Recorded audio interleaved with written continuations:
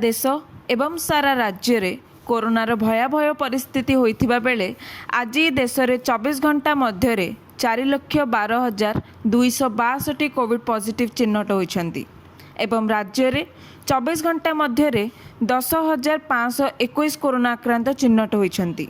खोर्धारू आज सर्वाधिक 1477, सुंदरगढ़ 1186, कटकरू 963, कलाहांडीरू 571, बरगढ़ 543। तेबे क्वारंटाइन रे 5,945 रही। लोकल कॉन्टैक्ट्स रे 4,576 बाहरी। वर्तमान राज्य में 81,585 एक्टिव केसेस रही। राज्य में मोट कोरोना आक्रांतों संख्या 5,162। Bureau report n9times.com। Please like, share and subscribe to our channel, and your comments are valuable as well.